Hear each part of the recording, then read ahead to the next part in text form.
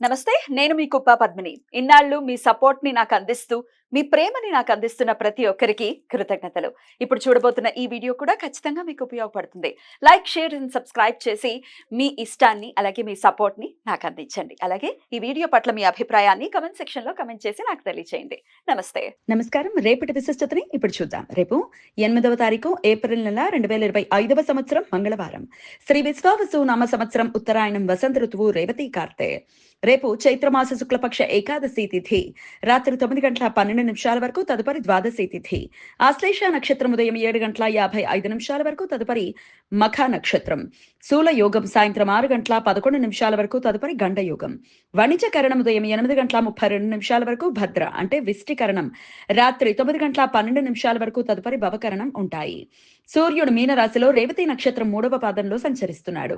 చంద్రుడు కర్కాటక రాశిలో ఉదయం 7:55 వరకు, తదుపరి సింహరాశిలో సంచరిస్తాడు. నక్షత్ర వర్జం రాత్రి 8:56 నుండి 10:40 వరకు. అమృతకాలం ఉదయం 6:13 నుండి 7:55 వరకు.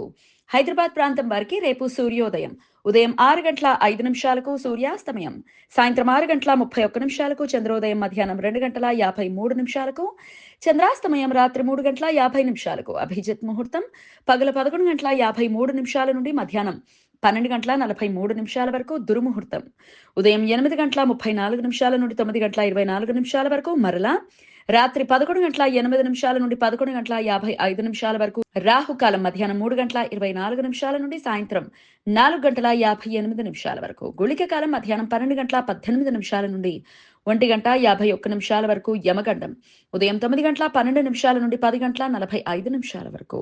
రేపు కామద ఏకాదశి. ఈ సంవత్సరంలో వచ్చిన మొదటి ఏకాదశి వ్రతం. చైత్ర శుక్లపక్ష ఏకాదశి తిథిని కామద ఏకాదశి అని పిలుస్తారు. పేరులో ఉన్నట్లుగానే ఈ ఏకాదశి వ్రతం ఆచరించిన వారికి కోరిన కోరికలు నెరవేరుతాయి అని, అన్ని రకాల ఇబ్బందులను అధిగమించడానికి అవసరమైన శక్తి లభిస్తుంది అని భక్తుల నమ్మకం. అంతేకాకుండా సంతానం లేని దంపతులు ఈ ఏకాదశి వ్రతాన్ని ఆచరించటం వలన వారికి త్వరగా పుత్ర సంతానం కలుగుతుంది అని పురాణ వచనం. రేపు ఉపవాసం ఉన్నవారికి ఎల్లుండి పారణ సమయం ఎల్లుండి సూర్యోదయం నుండి ఉదయం 8:34 వరకు ఉంటుంది. కొన్ని ప్రాంతాలలో రేపు శ్రీకృష్ణ డోలోత్సవం భక్తులు జరుపుకుంటారు. శ్రీకృష్ణుడు రాధాదేవి విగ్రహాలను సుందరంగా అలంకరించి ఊయలలా ఉండే పల్లకిలో భక్తి శ్రద్ధలతో ఊరేగిస్తారు. మంగళవారం ఆశ్లేష నక్షత్ర కలయిక ఉండటం వలన సర్వార్థ సిద్ధి యోగం రేపు సూర్యోదయం నుండి ఉదయం 7:55 వరకు ఉంటుంది. ఈ సమయంలో నూతన వ్యాపార ప్రయత్నాలు చేయడానికి, కొత్త పనులు మొదలు పెట్టడానికి అనుకూలం. ఏకార్కళ దోషం రేపు సాయంత్రం 6:11 నుండి ఎల్లుండి ఉదయం 9:57 వరకు ఉంటుంది. గండయోగం జరుగుతున్న సమయంలో రవిగ్రహం రేవతి నక్షత్రంలో, చంద్రగ్రహం మఖ నక్షత్రంలో సంచరించే సమయంలో ఈ దోషం ఏర్పడుతుంది. ఈ సమయంలో శుభకార్యాలు చేయడానికి అనుకూలం కాదు.